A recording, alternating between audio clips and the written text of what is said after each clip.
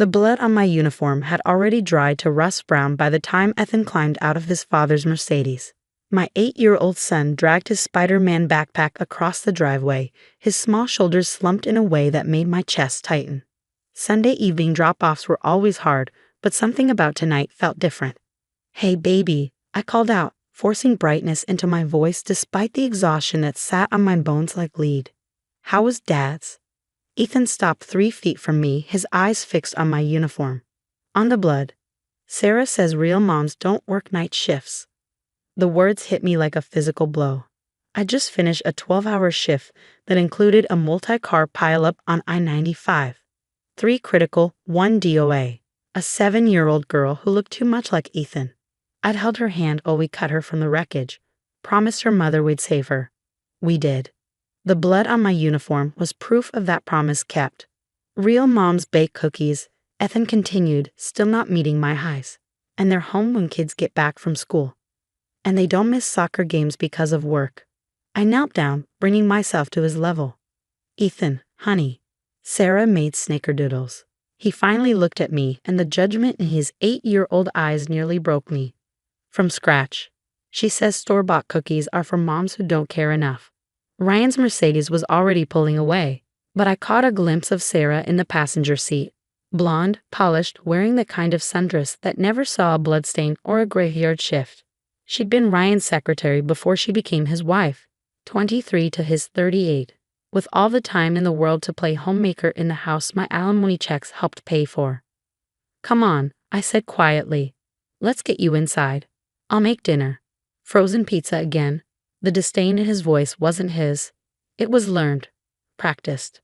"Actually, I made lasagna this morning before my shift. It's in the fridge." But he was already walking past me, careful not to let my bloody uniform touch him. I stood in my driveway for a long moment, watching the sun set over our small duplex. 2 years post-divorce, and I thought we found our rhythm. Ryan got weekends, I got weekdays. He got to be Disney dad with his new wife. I got homework and discipline and rushing from school pickup to night shifts. But we were making it work. Or so I thought. Inside, Ethan had already disappeared into his room. I peeled off my uniform, throwing it into the washing machine with the practiced efficiency of someone who cleaned blood out of fabric too many times to count. The shower was hot enough to hurt, but it couldn't wash away the echo of my son's words. Asterisk real moms don't work night shifts, asterisk. I'd become a paramedic before Ethan was born, back when Ryan claimed to admire my dedication to helping others. That admiration lasted exactly until I went back to work after maternity leave. Suddenly, my life-saving career became selfish. My irregular hours were abandonment. The lives I saved meant nothing compared to the PTA meetings I missed. The lasagna reheated while I changed into clean clothes. I'd made it from scratch yesterday morning after getting home from a shift, before catching 4 hours of sleep. The meat sauce had simmered for 3 hours. I grated fresh mozzarella and parmesan, made the bechamel from memory. It was Aiken's favorite. "Dinner's ready," I called. He came out reluctantly, slumping into his chair like I was forcing him to eat gruel. 2 bites in, though, his face softened. "This is good, Mom." "Thanks, baby." I pushed my own portion around, appetite gone. "So tell me about your weekend, besides the cookies." We went to the country club. Sarah played tennis with me. She says she can come to all my soccer games since she doesn't have to work. Each word was a carefully placed knife. I wondered how long Sarah had been planting these seeds, how many weekend visits it had taken to turn my son against me.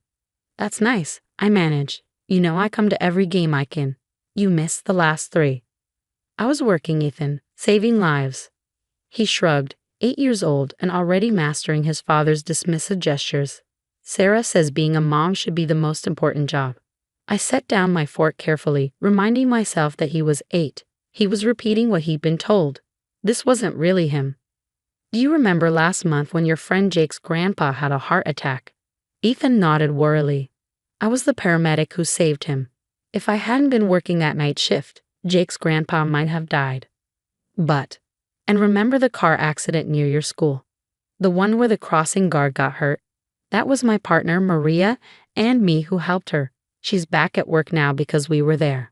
Ethan pushed lasagna around his plate, processing this. "Sarah says, I'd like to hear what you think, I interrupted gently, not what Sarah says. What do you think? He was quiet for so long, I thought he wouldn't answer. Then, I think, I wish you were home more. I wish that too, baby, every single day. That night, after Ethan was asleep, I sat at my kitchen table with my laptop and a cup of coffee strong enough to strip paint. I'd been documenting everything since the divorce. Every missed child support payment, every time Ryan was late for pickup, every passive-aggressive text. But I'd never thought I'd need to document this. I started typing. Sunday, October 15th. Ethan returned from weekend visit expressing that Sarah says real moms don't work night shifts and real moms bake cookies. Child appeared distressed and withdrew from physical affection. Expressed criticism of my work schedule and career that mirrors ex-husband's previous complaints. The coffee turned cold as I typed, documenting every comment, every shift in my son's behavior over the past few months. The pattern emerged like a toxicology report, slow poisoning of a child's mind against his mother. Monday morning came too fast. I dropped Ethan at school, knowing how he let me hug him but didn't hug back. Then I drove to my lawyer's office, still in the scrubs I'd thrown on at 5 a.m. Natalie Reeves had handled my divorce with the kind of ruthless efficiency that made Ryan's lawyer cry twice. She took one look at my face and poured me coffee without asking. What did he do now? I slid her my documentation. She read in silence, her expression growing darker with each page. Parental alienation, she said finally. Clear as day. The question is what we do about it. I want to request a modification of custody. She leaned back. Based on what grounds? On the grounds that his new wife is systematically turning my son against me.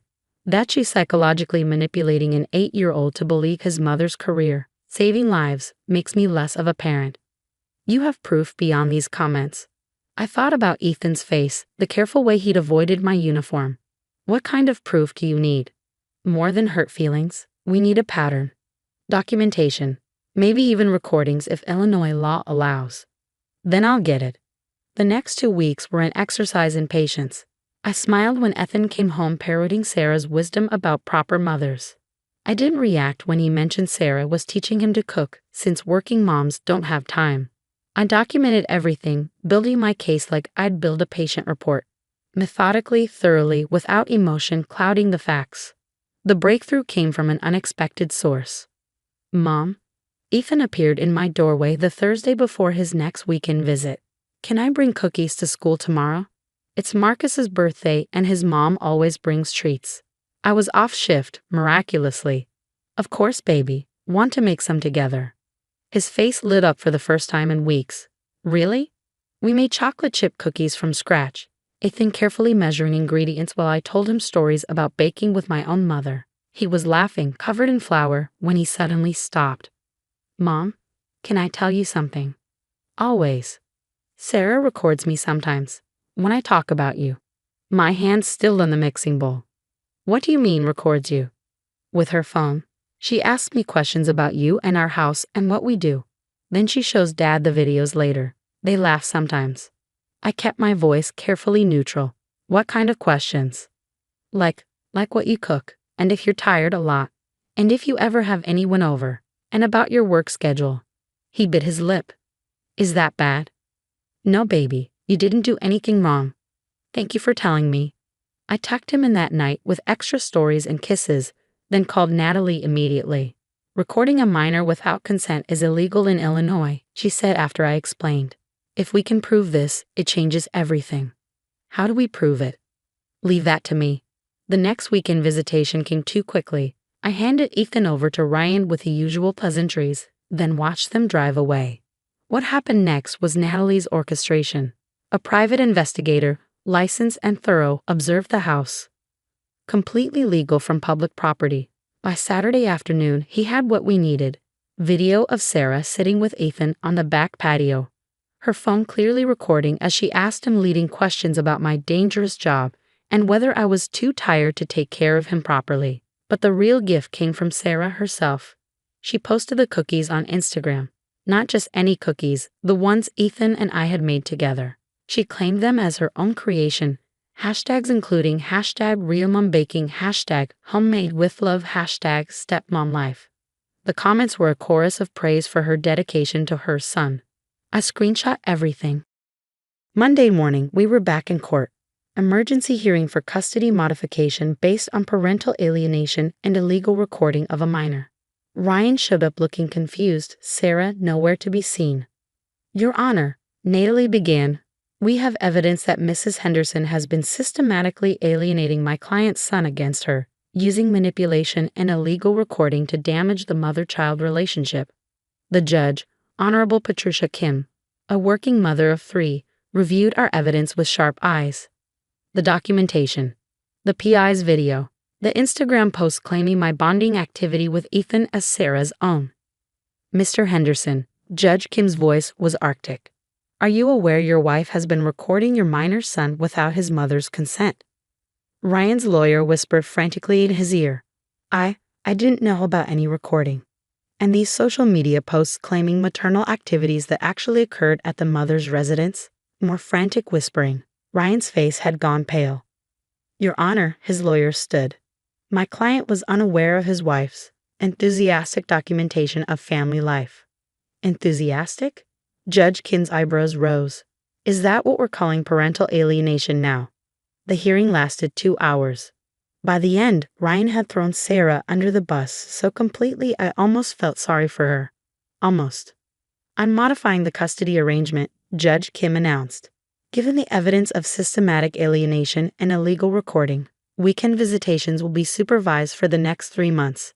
Mr. Henderson, you will attend co-parenting counseling with Ms. Martinez.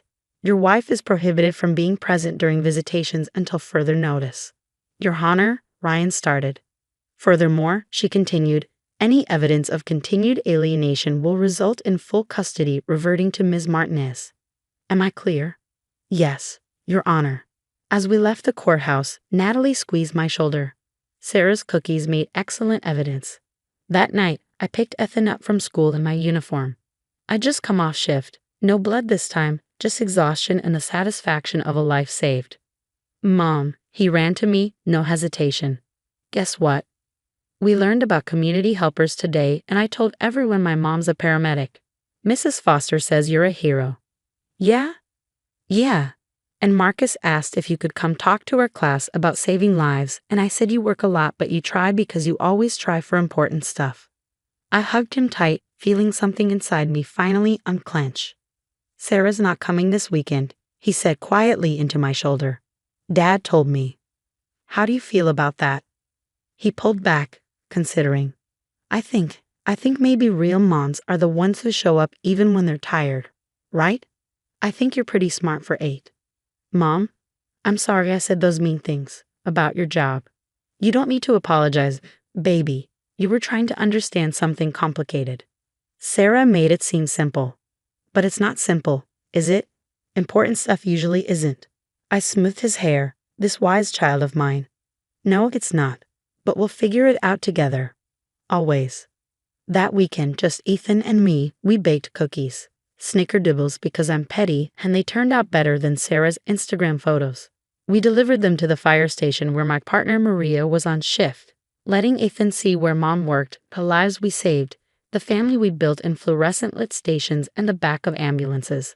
Real moms work night shifts, he asked, watching Maria check the equipment. Real moms do whatever it takes to care for their families and their communities, I said. Sometimes that means baking cookies. Sometimes it means saving lives. Sometimes it means doing both on 3 hours of sleep. He nodded solemnly, then broke into a grin. My mom does both. That makes you supermom. 6 months later, the supervised visitation was lifted. Ryan had completed co-parenting counseling and credit where due, had genuinely worked to repair the damage. Sarah was allowed back, with strict guidelines about appropriate step-parent behavior. She sent me a letter, once. A short apology that felt more like obligation than remorse. I didn't respond. Some bridges, once burned, weren't meant to be rebuilt. But Ethan and I were stronger. He understood now that love doesn't look like Pinterest-perfect cookies and country club afternoons. Sometimes love looks like a mother in blood-stained scrubs, coming home exhausted but still showing up. Sometimes it looks like frozen pizza after a double shift, eaten together while sharing stories about our days. Sometimes it looks like choosing to save lives, even when the world tells you real moms stay home. The cookies, though, we still make those from scratch, because real moms, we can do both.